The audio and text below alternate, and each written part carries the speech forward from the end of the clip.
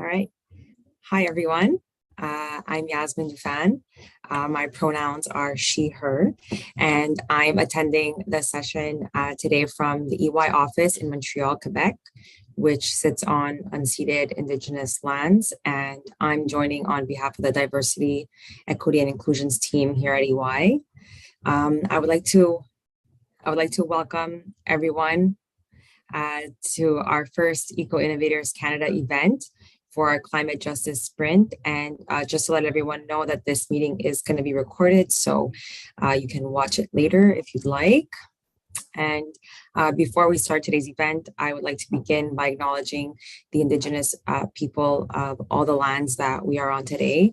And while we meet today on this national virtual platform, I would like to take a moment to acknowledge the importance of the lands which we each call home. And we do this to reaffirm our commitment and to express gratitude as we continue to improve relationships between nations and to improve our own understanding of local Indigenous communities and their cultures. So from coast to coast, we acknowledge the ancestral and unceded territory of all the Inuit, Métis, and First Nations people. And so we thank you, and we invite you all to reflect on which Indigenous territories you are joining from. And there's actually a great resource to look at. It's a website called native-land.ca. So you can definitely check that out. And without further ado, I would like to introduce our speakers, Natasha Akiwenzi and Victoria Serda from, Bagida'waad Alliance and Climate Reality Project Canada. And a fun fact about Natasha is that she has 16 goats, a horse, 30 chickens, and 3 dogs, among other animals. And Victoria is a grandmother and has 2 rabbits. And I'm thankful that they're able to join us today to share their knowledge and stories. And I look forward to today's learnings. So please use the Q&A feature to ask your questions, and we will work to get your questions answered throughout the presentation. And after the presentation, there will be an opportunity for us to go into breakout rooms and have conversations about our learnings and ask questions. So yeah, I will now hand it over to Natasha and Victoria to begin today's sessions and further introduce themselves if they'd like to. Thank you, Yasmin. I hope everybody's doing well. Just going to take a second to bring our slideshow up. Victoria is in control of the slideshow.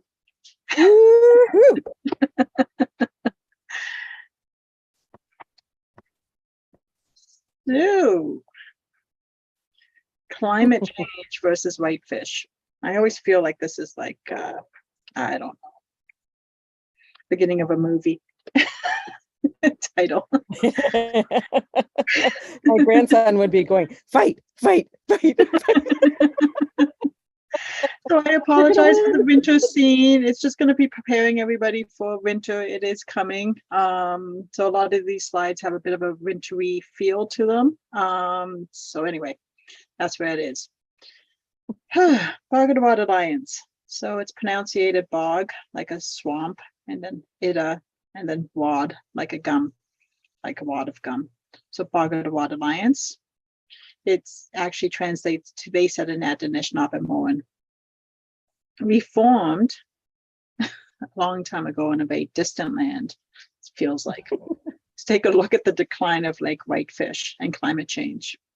We became a not-for-profit in March 2018. I can remember those early conversations around my dining room table because I just wanted to have a weather station and a windsock, and I ended up getting a not-for-profit instead. And I actually did 6 months ago finally get my first windsock. So that was like a huge win for us. Still waiting on the weather station. The board is made up of the majority of SON members and Indigenous allies. And this is me on a really bad hair day. It's always windy here. So I'm from Laxale First Nation. I'm living at Neoshiniming with my husband and 3 grown sons. We used to manage a family fishing business called Akwenzi's Fishing More for like 15 years. We have a small farm, as you heard, with a horse, India, and Nigerian goats that have all of them have names. We have chickens and we have ducks. I'm passionate about lake whitefish, climate change, emergency planning, blah, blah, blah. Food is always one of my top things to talk about. The environment and so much more. Also, I'm a Habs fan. Just had to throw that in there. Fun fact, I can pinbone a fillet of whitefish in 30 seconds. Just as a weird, fun thing. And now it's my turn. It is your turn. It is my turn. So Ani Bajo, Victoria Serta Nadijnakas, Zelking Anishinaabe King Nadunjaba. I always try to use a bit of Anishinaabemowin in the presentations. Just to we're learning. We've got a language class that we do every week, but I do it out of respect as a settler ally to be able to try to learn the language that is of the people whose land that is shared with me. So I feel really honored to live in the same territory as Natasha's family, and that they share their home with me and I get to visit often. It's a beautiful land. So the pictures that you see in the background of all of our shots are from their territory. So I have a daughter and a husband and a grandson, Cregan, and he is also a band member of the Chippewas of Nawash Unceded First Nation, where Natasha is. But I also have a bunch of other things that I do, including a couple boards, Al Gore's organization, the Climate Reality Project, and the Niagara Escarpment Biosphere Network. And so when Natasha called me up 5 years ago or something, she heard that I was somebody that knew a little bit about climate change. And so we ended up cooking up an organization. So it's just, if you ever have that conversation with me, you never know where it's going to go. 5 years later, you might come out with an organization that's done over $500,000 in projects and, cooking up millions of dollars worth more. And you have to be really careful, just because if you ever go to a meeting with me, I will be making quiet jokes at the table. So just as a warning, if I ever meet any of you anywhere, if you're not the type that wants to hear a little bit of jokes while somebody is presenting or in a meeting, then don't sit next to me. So this is where Natasha lives. Yes. This is Neoshiniming. That little blue arrow is my barn. So my house is kind of hidden by the trees, and same with the office is hidden by some trees. But as you see, we're right on the shores of Georgian Bay. Across the street, we have a trailer. And we have 600 feet of frontage for the Georgian Bay. And that's my husband and I horsing around. Again, it's a winter scene, but this is what we do for giggles during the day, or when we get bored, or when we have way too much energy and we don't know what to do with ourselves. We put on a T-Rex outfit or another outfit, and we go running around and take pictures and have just some fun to burn off some steam. And also, just in case you're wondering what those light brown things on the land are, they're alvars, which is a really unique ecosystem in the world. And as you can see, that they've got it in their backyard. And there's also the prairie alvar that's over on the left of the picture, where it's one of the biggest alvars in North America that's still pretty much intact. So they live in a very beautiful place. So we're wondering if do you think that the winds are going to go down and decrease from climate change? No, they're going to increase.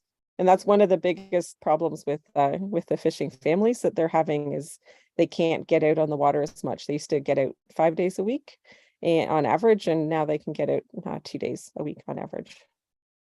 So they're going up.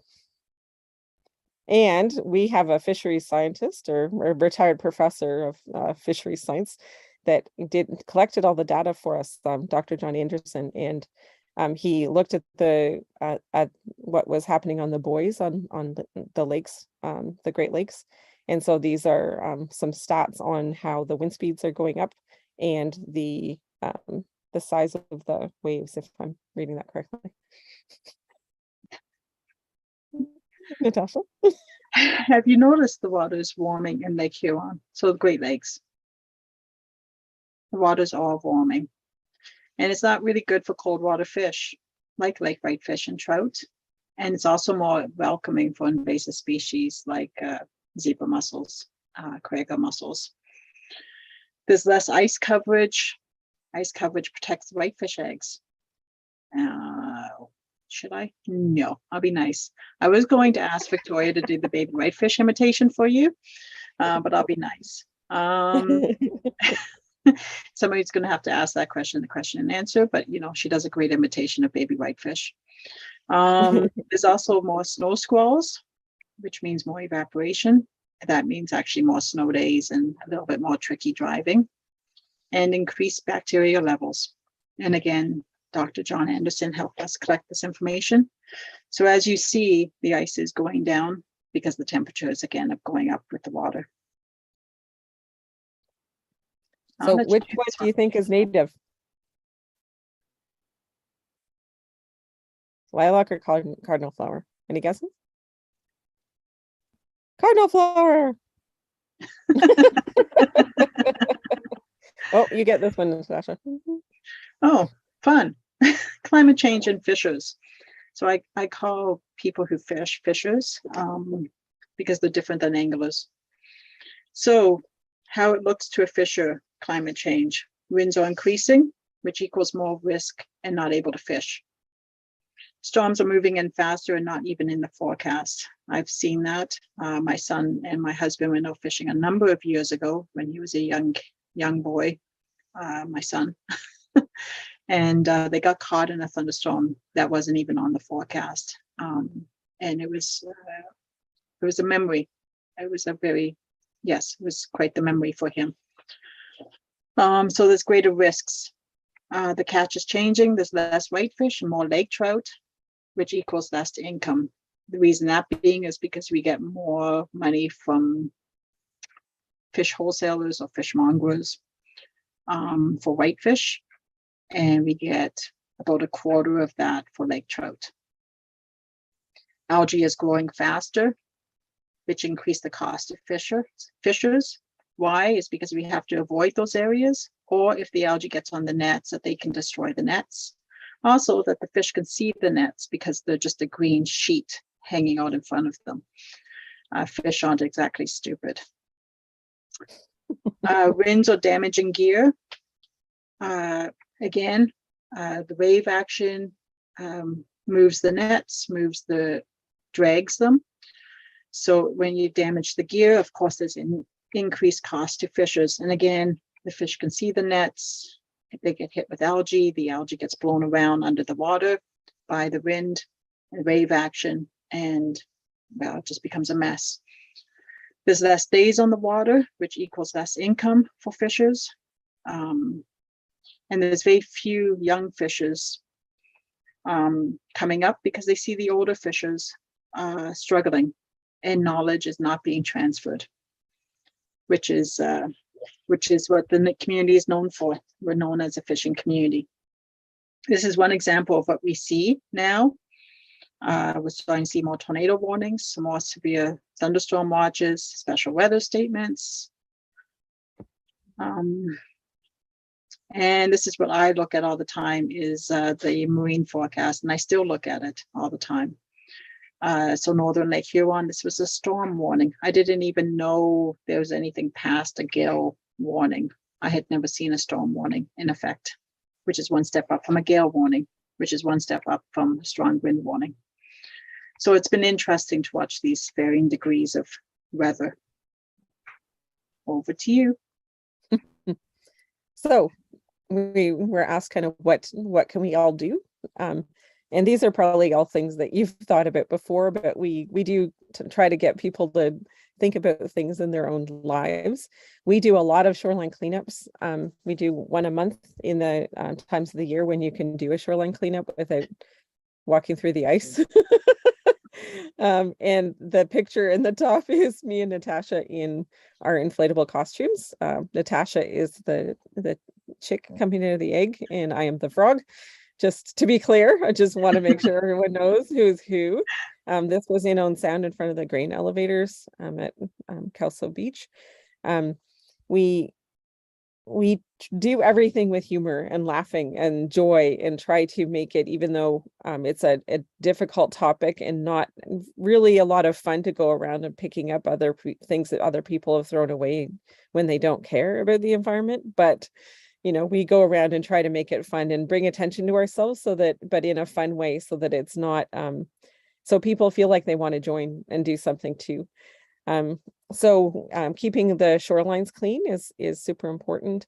Trying to minimize the chemicals that you're using, either outside on your property, or with using natural cleaners inside. Buying local. Native plants is something that a lot of people don't understand the importance of, why you should have native plants in your yard, or in parks. And most of the insects and pollinators use only native plants. And it's something that a lot of people don't understand. But if you want to keep up the natural environment, for the ecosystem, you have to have the pieces of the ecosystem for the things that want to live there. So like on my property here in Wyerton, I live next door to a place that's basically grass. And I could tell you right now that I probably have 1,000 times more biodiversity on my little plot of land than they do on theirs, because I have a huge amount of native species, and I keep making my gardens bigger and my lawn smaller. So there's a lot of, for instance, there's a lot of migrating birds that stop over in my property, but they're not on my neighbor's property. So paying attention to having native plants is really good. Organizing cleanups in wherever people can be is really good, because it helps people to pay attention to where they are, what the weather's like, to garbage, and whether it's an accident that somebody lost some garbage out of their car, or they're having trouble with their kids going to McDonald's, and then, or somebody's at Tim Hortons and just threw their cup over. But at least paying attention is important. Hanging out your laundry saves electricity, but it also smells nice. I don't know how many of you know what the species of fish are in the Great Lakes that are supposed to be there, like that are natural to the area versus not. But I can tell you, like, I've been talking about global warming and climate change since the 80s. And I did not understand about the fish until I met Natasha and her family and talked with other fishing families from Neshingaming. Because there are a lot of things that have been stocked, and people think that stocked fish means that they're native fish, and that's not true. So things like, what do you think? Do you think rainbow trout is a native fish? Anybody? Because no, it's not. It's not a native fish. No. So if you can learn about the fish, it's another thing just to pay attention to, and to raise the voices of those species is really helpful. Being involved in local environmental groups just makes things stronger, and you have more power with the more people. And then giving a voice to something that doesn't have a voice right now. So Natasha is very well known for giving a voice to whitefish.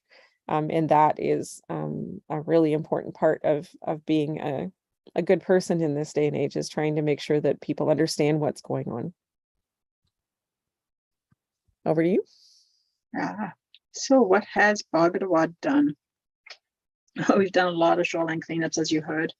We go all the way through the Saugeen Ojibwe Nation, which is quite large. But it's always nice to go visit a new shoreline every year, or every couple of years. We've hosted many events like fishermen celebrations. So we got to watch like elders doing relays with hula hoops and doing a dinner and the whole 9 yards, and a lot of laughter, a lot of fun. We did pottery workshops, language classes, online discussions, and the discussions can be from anything from climate change to fisheries to native plants to sometimes just hanging out and visiting. organize training like drone school, ecotourism, photography, tree seed collection, which we're doing this Friday, and grant writing, which we're in the middle of doing, not teaching it, but actually writing grants. Presently working on a creek revitalization project, which has been a lot of fun. You know, just getting trees in and then seeing them survive, and then, you know, seeing that in about 15 years, what a difference that's going to make. Again, back to the online classes, learning about a variety of different species with ecologists right now. That's what we're doing. So we're getting up at like 7 o'clock in the morning and meeting in the driveway and going out and looking at birds, and also understanding tracks and different ecosystems where everything should be or could be. We also run an online store called Bagida'waad that offers local Indigenous made crafts and crafting supplies and experiences like guided hikes and storytelling. So take a boo at it if you ever have a chance. So how can you help us? Because this is a question we get asked a lot. It does help us a lot to raise our platform and like to raise the voices of Natasha and other people that where we're sharing knowledge or wisdom or fun.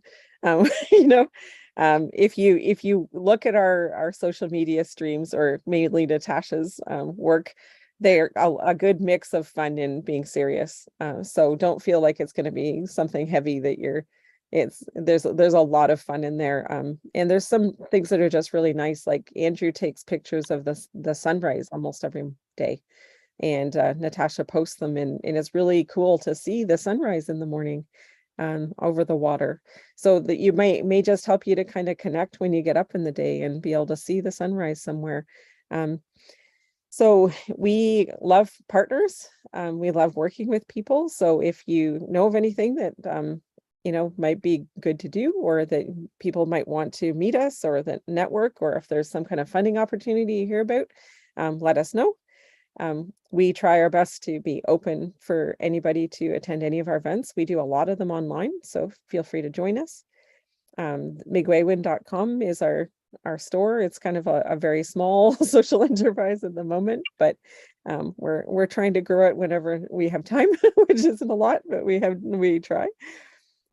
Yeah, please just reach out to us, or if you want to read a bedtime story for us, please let us know, because we've been trying to do one once a week, and we miss a few weeks sometimes, but we've been doing that pretty steadily for over a year now, where it's just any kind of bedtime story, but we often try to do ones that have more meaning when we're doing that one. But sometimes we do things like The Hobbit or Winnie the Pooh. We do have a place that people can donate. We're registered as a not-for-profit corporation, but we don't have charitable status, so we can't give receipts for donations, but we really appreciate it a lot when people send something, even if it's a little bit. We've had a lot of small donations, like people have sent their, when they got the climate action money from the federal government, as you know, for part of the carbon fee and dividend program, somebody sent us that money, which was really thoughtful, because they thought we were doing really good climate action. So, you know, just any way that you feel that you can connect with us, or just promote a little bit of what we're doing, or even just to reach out and say hello, that would be great. Like we have a collecting benthic macroinvertebrates workshop on Saturday. If you want to drive all the way up from wherever you are, you're welcome. Just bring your rain boots and waders so that you can go out and look for crayfish and clams and other things with us, because we're going to be just going around in the water looking. So this is how we approach partnerships. It's a little different than some. We show what true collaboration means and how to do it so that everybody is included, so every voice is heard, and that everybody feels like they're a very important piece to that puzzle, which they are. We weave many ideas together to include everybody's passion. That's one of my first questions to a lot of people that we work with is, what do you want to do? What would make you excited? what would make your eyes sparkle and make you want to get out of bed to do. We use a strength-based approach when delegating out roles. You would never give me the grant to make it all flowery and soft and fluffy. You would give that over to Victoria. But if you want to know the numbers, you talk to me. And if you want to know when it should be done or could be done, again, you give that to me to do. Don't put me in charge of cooking. Yes, and never put Victoria in charge of cooking, ever, ever. Unless you want burnt stuff or a nice smoky smell. Yes, Victoria might be very good at smoking fish, but we haven't tried that one yet. So as you see, we laugh and we have a lot of fun, but we still get a lot of work done. We're a little bit addicted to the amount of work we do. We balance Indigenous knowledge and Western science. We give them the same equal value. And we treat people like a human. I know that sounds maybe a little odd to people, but we have a life outside of a project. And also that we just like to talk about things that are like, what did you have for supper last night? Did you watch any weird and wonderful movies? Victoria always has to listen to me talking about the hockey game the night before, how well my hockey team is doing or not doing, or the favorite movie I just watched, like the 100th time, like Justice League, or, I'm very sure she's tired of hearing about the Gladiator. But that's what we talk about. We talk about the fun things that we do, the things that we do on downtime, and then we roll up our sleeves and, get to work. But yes, so this is why we do it. It's always for the future generations. And when I talk about generations, I'm talking like 6, 7, 8 generations. So, when you think about your children, grandchildren, great-grandchildren, great-great-great-grandchildren, this is why we do it. These are the things that we see when we go outside right now. We're very fortunate in what we see and what we experience and the things in the life that's around us. My hope is that when our great-great-great-great-great-grandchildren are our age, that they're able to go outside and see the same views, still go swimming in Georgian Bay or the Great Lakes, still go swimming in the oceans, and still see all the species that we have seen over the years. So this is why we do it. That's our passion and our belief and our hope for the future.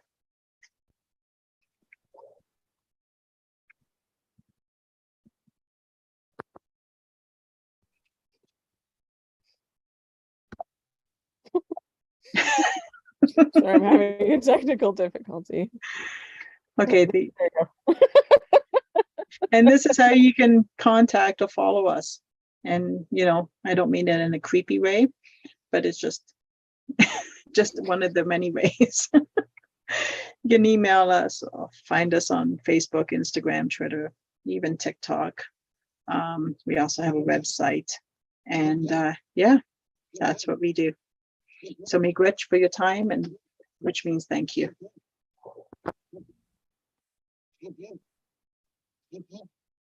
I just realized too that there was a question around for a while, but I haven't, I couldn't see it, so I couldn't ask it. But Natasha, it says, has fish farming been considered for implementation? Fish farm is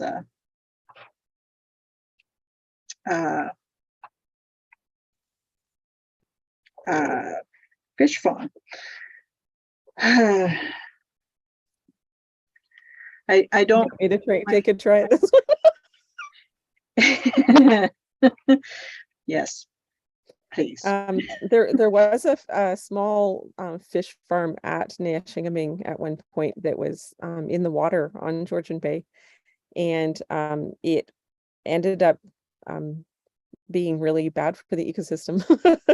It had a lot of issues with it. They can really carry diseases, or because it's not natural the way that the fish are being kept, then they can get stuff in the water, or they can carry a disease that then goes to other people, or not other people. That's taking it too far. It's it can go to other fish that are out in the lake. So generally, the community, most indigenous communities that I know of don't. Fish farming isn't their favorite way of doing it. They would rather catch it when it's wild, because it's more natural and safer for the whole ecosystem. Is that a good explanation? Yes, So and it's always a bit of a loaded question. yeah, and it's just because of being a sustainable fishers, as what our family was and considered, we always supported, or we always wanted to be supported by people who valued what was actually supposed to be in the water and what the water wanted to give us at that moment. Sometimes the water had a sense of humor and would give us 5 fish, but it also taught us to be grateful for what the gifts that were given to us. And sometimes we were given more. So it taught us as a family to be thankful and to be grateful for what we're given, and not to raise things artificially, but just to learn to live with it within our means, and to live within what the lake was giving us at that moment. And just to be clear, we didn't have that slide in that we sometimes have in, but Natasha's husband Andrew has a punt, so it's like a small metal boat. There are people in the community that have tugs, that are, you think of more, they're a little bit more closer to the style of like ocean fisheries, that where they have a big engine and they go a long way out. If anybody ever wonders whether the weather in the Great Lakes can be bad or not, one of our board members, Guy Najawan, was out with his tug 21 miles off of Kincardine in Lake Huron, and a water spout came through and it picked his tug up. Now, I don't know how heavy they are, but I know they're heavier, way heavier than a car. I don't know how many cars worth of things a tug would be, but it actually picked it up and spun it around and dropped him back down. So the storms are getting a lot worse. It's a lot different than people have seen before. And when they were talking about it last night in our language class, that if you see water spouts, it's that people are taking too much. It's a bit of a sign that we're being a little bit greedy, and that we need to start paying attention to how much we're using and what we're doing. So, there's a lot of stuff going on that people don't understand, and there's a lot of Indigenous knowledge and wisdom that we've been listening to and sharing and talking about. But people generally don't really understand that that climate change is real and happening, like that this is happening to fishing families directly. Most of the fishing families in Neshingaming and Saugeen, so the 2 sister bands around here, most of them aren't full-time, they're not full-time fishers anymore. They can't afford to do it anymore. So it's a very serious issue when you're taking away not only people's livelihood, but it's their way of life and their way of being and what they've done for generations. We have quite a few people, like quite a few of our board members, it was passed down from their family and through many generations of fishing, and that knowledge of the lake and where you find what kind of fish at what time of year and the patterns that they have, so that you know how to set a net in the right place. And there's hardly any youth that know any of that knowledge anymore. So it's not just, climate change isn't just very real and happening, but it's really directing frontline communities in a way that most people don't understand. And it's why people talk about like environmental racism, or the way that things are happening with climate justice right now, is that people that are, especially Indigenous people, are facing really severe challenges that people didn't understand ahead of time. And, we really need to look at that and figure out how to be able to help more.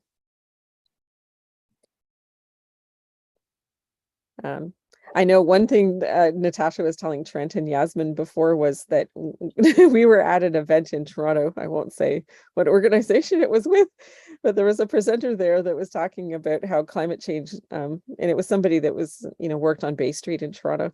And they were talking about how climate change hasn't really affected Ontario yet, but started talking about how it might affect Ontario in the future. And Natasha and I were both like looking at each other like, what? Like, what?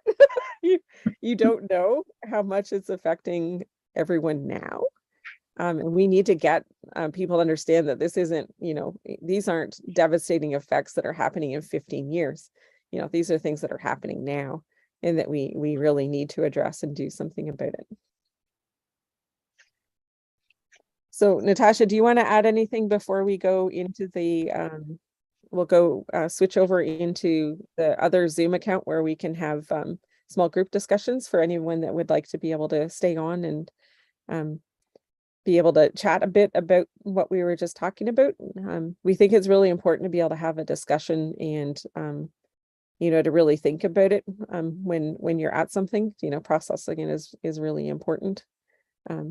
So do you want to share a few thoughts before we go into that one? Because this is going to be the end of the recording for everyone before we go over there.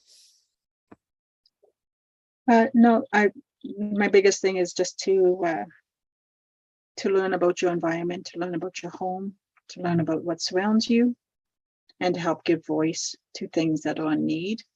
And it could be as simple as a praying mantis to a butterfly to a different kind of turtle, but to help raise those voices that can't be heard or may not be seen, because they need our help, and we're in a position that we can help them. Awesome. So Trent, do you want to add the link to the Zoom into the chat? Yeah, so I'll give it a second for everybody to be able to copy that. And then what we're going to do is I'm going to end this session so that we can move into the other one. And please join us. We can go into breakout rooms and chat, and I can, like Natasha and I can be in different rooms. So if anybody would like to go over there, I think that's probably enough time for us to be able to head out. And Bama P, if we're not going to see you late at the breakout room, it was